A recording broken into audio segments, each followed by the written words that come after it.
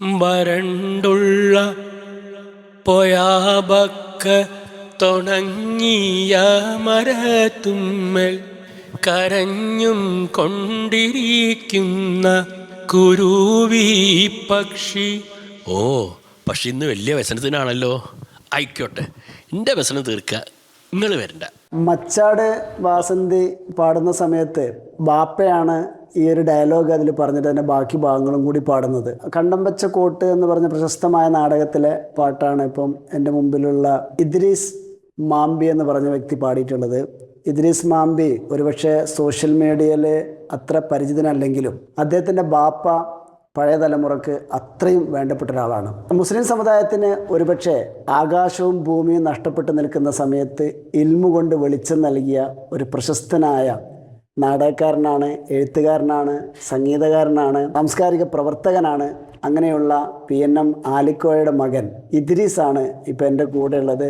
ബാപ്പയുടെ പാട്ട് പാടിയിട്ടാണ് സംഭാഷണം തുടങ്ങുന്നത്.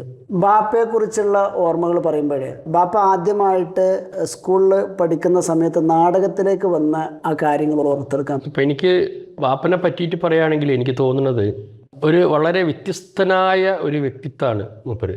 ഞാൻ പറയാൻ കാരണം വെച്ചാൽ മതപരമായിട്ട് വളരെയധികം ബോധത്തോട് കൂടിയിട്ടും ബാങ്ക് ആണെങ്കിലും ശരി, അതിനും കുറേ ബാപ്പക്ക് പൈസ കിട്ടിയിട്ടുണ്ട്. ബാങ്ക് വിളിക്കുവരെ ബാങ്ക് വിളിക്കുന്ന ഒരു മത്സരത്തിൽ ബാപ്പക്ക് പ്രൈസ് കിട്ടിയിട്ടുണ്ട്.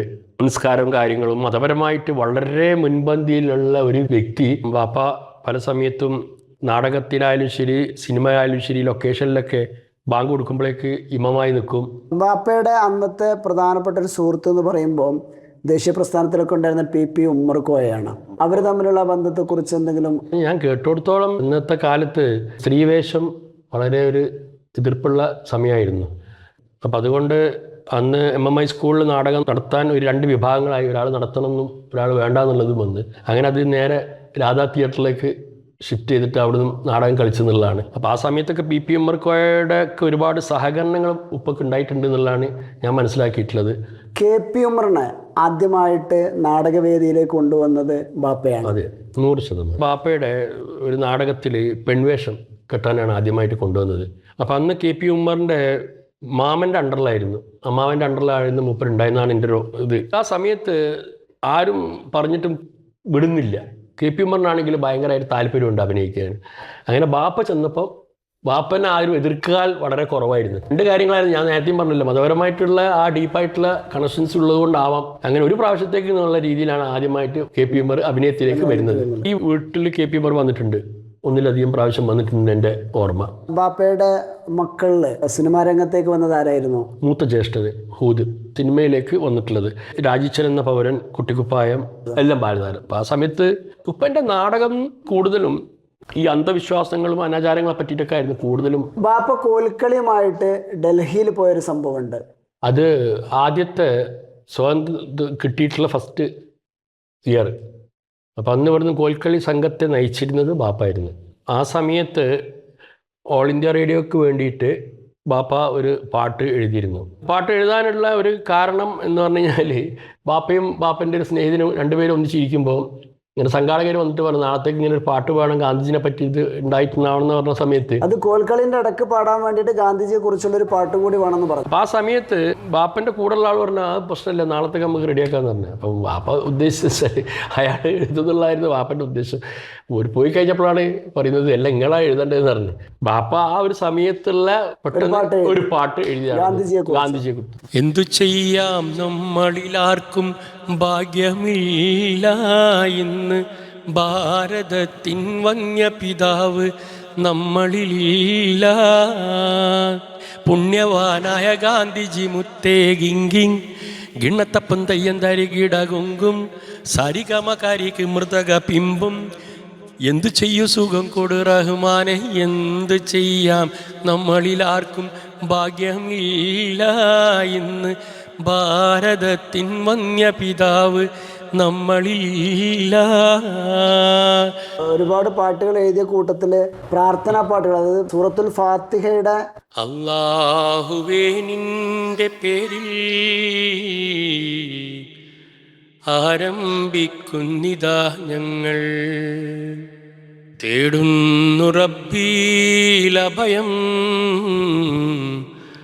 അർഹാമുൻ റാഹിമിൻ റബ്ബേ. ഇത് ബാപ്പനെ എഴുതിയിട്ടുള്ളൊരു പ്രാർത്ഥനാഗാനാണ്. ഫാത്തിയൻ്റെ അർത്ഥം വെച്ചിട്ട് എഴുതിയിട്ടുള്ളതാണ്.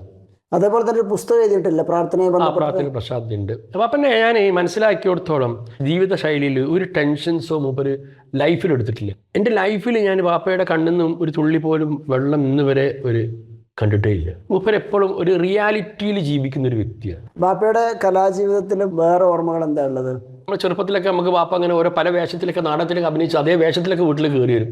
ഫിലിമിലും തന്നെ അഭിനയിച്ച സമയത്ത് ഇതേമായി തന്നെ ലാസ്റ്റ് എനിക്ക് തോന്നുന്നു അഭിനയിച്ചിട്ടുള്ളത് തേൻതുള്ളിയാണ്.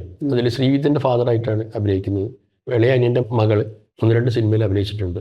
മകൾക്ക് എന്നുള്ള സിനിമയിൽ അഭിനയിച്ചിട്ടുണ്ട്. മെയിൻ ആലീസ് ഇൻ വണ്ടർലാൻഡ്, അച്ചുവിൻ്റെ അമ്മ. അതുപോലെ തന്നെ മരിച്ചുപോയ എൻ്റെ ഒരു പെങ്ങളുണ്ടായിരുന്നു, റെയ്ഹാന എന്ന് പറയുന്നത്. എല്ലാം പാടുമായിരുന്നു. വേറൊരു ബ്രദർ ഉണ്ടായിരുന്നു, ഇപ്പം ഹൂദ് എന്ന് പറഞ്ഞില്ല, അതിൻ്റെ തൊട്ട് ഇടയിൽ തന്നെ മജീദ് എന്ന് പറഞ്ഞിട്ട് ഒരു സിമ്പിൾ പേഴ്സൺ ആയിരുന്നു. ബാപ്പൻ്റെ വേറൊരു രൂപമായിട്ടേക്ക് എപ്പോഴും തമാശയും ഒരു കാര്യം സീരിയസ് ആയിട്ട് എടുക്കാതെ പോകുന്നത്. മജീദ് ഖാൻ നല്ലോണം പാടുമായിരുന്നു. അത് ഈ അടുത്താണ് ഇപ്പം പെട്ടെന്ന് സ്ട്രോക്ക് വന്നിട്ട് മരിക്കും. പിന്നെ ഈ വീട് ഒരുപാട് അനുഭവങ്ങളുള്ള വീടാണിത്.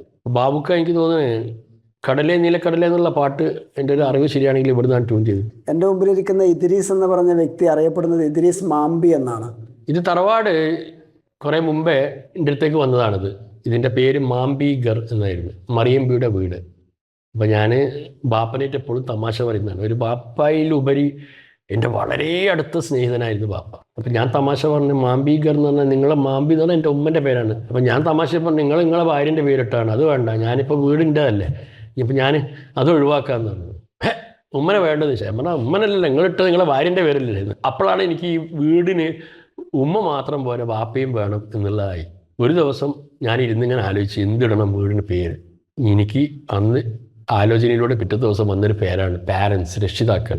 അതാണ് എൻ്റെ വീട്ടിൻ്റെ പേര്. ഈ മാംബിഗറിൻ്റെ മാമ്പി എടുത്തിട്ട് ഞാൻ സ്വന്തം പേരിനോട് വെച്ച്. ഇദ്രീസിനെ കുറിച്ച് പറയുകയാണെന്നുണ്ടെങ്കിൽ എന്താണ് ഈ ഒരു കലാജീവിതത്തിലേക്ക് പാട്ട് ജീവിതത്തിലേക്കൊക്കെ വന്നത് എങ്ങനെയാണ്?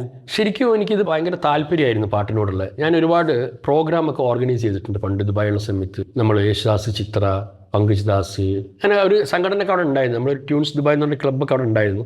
ആ സമയത്ത് ഇതിനോട് ഭയങ്കര താല്പര്യമായിരുന്നു. അപ്പോൾ ആ സമയത്ത് പെങ്ങൾ സ്ഥിരമായിട്ട് പാടാൻ പോകുമായിരുന്നു അവിടെ, റെയ്ഹാൻ.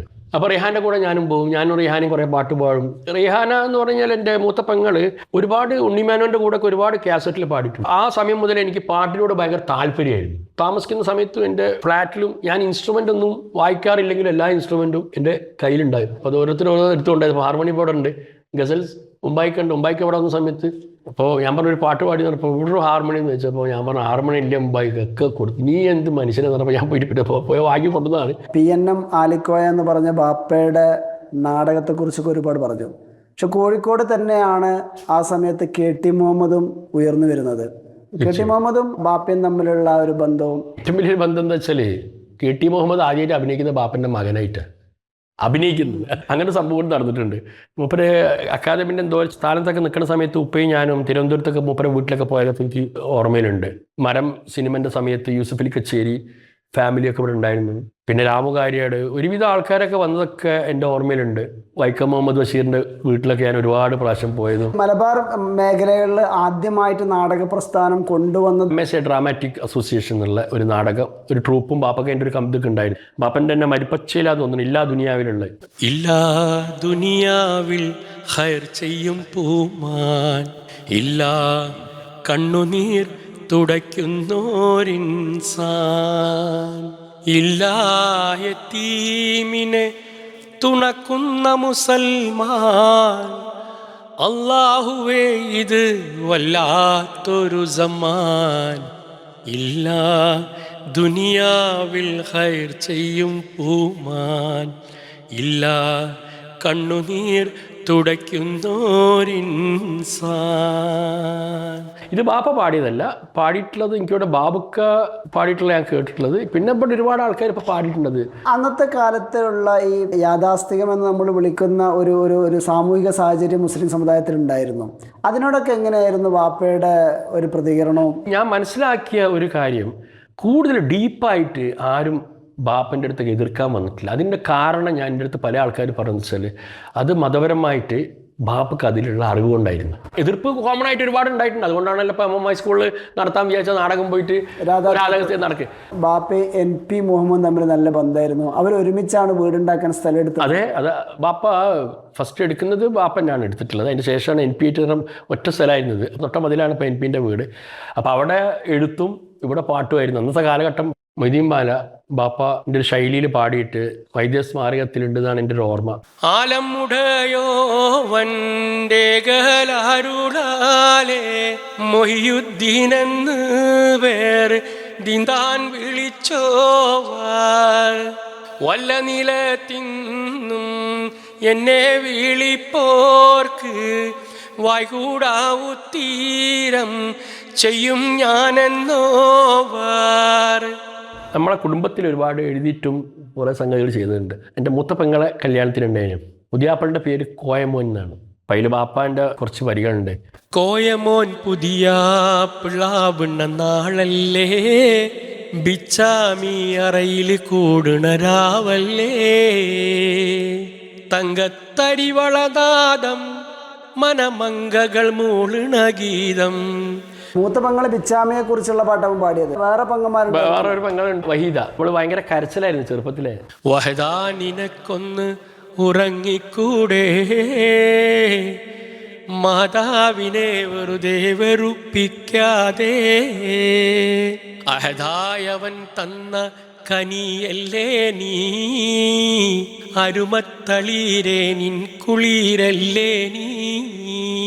കരയരുത് പിണങ്ങരുതുള്ള പാട്ട് ഫേമസ് ആയ ഒരു പാട്ടല്ലേ? കുട്ടികൾക്കൊക്കെ കരയുമ്പോൾ വെച്ചു കൊടുക്കുന്ന പാട്ടായിരുന്നു. കാസറ്റില് ബാപ്പയും എൻ്റെ മൂത്ത മോളും ഫിസ. കരയരുത് പിണങ്ങരുത് ചീത്ത വാക്ക് പറയരുത് ഉമ്മയും ബാപ്പയും ചൊല്ലുവതൊന്നും ധിക്കേരിക്കരുത് എന്നാൽ സ്വർഗത്തിൽ നിനക്കൊരു സീറ്റ് കിട്ടല്ലോ മോളെ സീറ്റ് കിട്ടല്ലോ. ഇപ്പം മകള് പറയാണ് കരയൂല പിണങ്ങൂല ചീത്ത വാക്ക് പറയൂല ഉമ്മയും ബാപ്പയും ചൊല്ലുവതൊന്നും ധിക്കേരിക്കില്ല എന്നാൽ സ്വർഗത്തിൽ എനിക്കൊരു സീറ്റ് കിട്ടല്ലോ ബാപ്പ സീറ്റ് കിട്ടല്ലോ. ഞാൻ ബാപ്പയുടെ കാസറ്റ് വീണ്ടും നമ്മൾ പണ്ട് HMV ഇറക്കിയത്. അപ്പം എവിടെ എന്താണെന്ന് കിട്ടാനൊന്നുമില്ല. അങ്ങനെ വീണ്ടും ആ പാട്ടുകളൊക്കെ ഒന്നുകൂടി പാടിയിട്ട് ഇവിടുത്തെ മ്യൂസീഷ്യൻസിനെ കൊണ്ട് ഒരു മ്യൂസിക്കും ചെയ്തിട്ട് നമ്മൾ വീണ്ടും ഇറക്കിയിരുന്നു ഞാൻ. അപ്പം അതിൽ ഞാൻ ഇട്ട പേര് ബാപ്പ എന്നായിരുന്നു കാസറ്റിന് ഇട്ട പേര്. ബാപ്പ എന്ന് പറഞ്ഞ കാസറ്റില് കഴിഞ്ഞു പോയ കാലം കാറ്റിനക്കരെ കൊഴിഞ്ഞു വീണ രാഗം കടലിനിക്കരെ ഓർമ്മകളെ നിന്നെയോർത്തു കരയുന്നു ഞാൻ നിന്റെ ഓർമ്മകളിൽ വീണുടഞ്ഞു പിടയുന്നു ഞാൻ അന്ന് പാട്ടൊന്നും പാടാറില്ലായിരുന്നു. പക്ഷെ എനിക്ക് പാട്ട് ഭയങ്കര ഇഷ്ടമായിരുന്നു. അങ്ങനെ മെഹദി ഹസൻ്റെ ഒരു പാട്ടുണ്ട്. നവാസിഷ്കരം शुक्रिया मेहरबानी मुझे बख्श दी आपने जिंदगानी नवाजिश करम ശുക്രിയ മെഹർബാനി. തലത്ത് അസീസിൻ്റെ ഒരു പ്രോഗ്രാമിന് ഞാൻ പോയ സമയത്ത് ഈ പാട്ട് മൂപ്പരെ കൊണ്ടൊന്ന് പാടിക്കണം. ഇന്റർവെൽ സമയത്ത് ലോബിയിൽ ഇങ്ങനെ തലത്ത് അസീസ് നടന്നു പോവാ.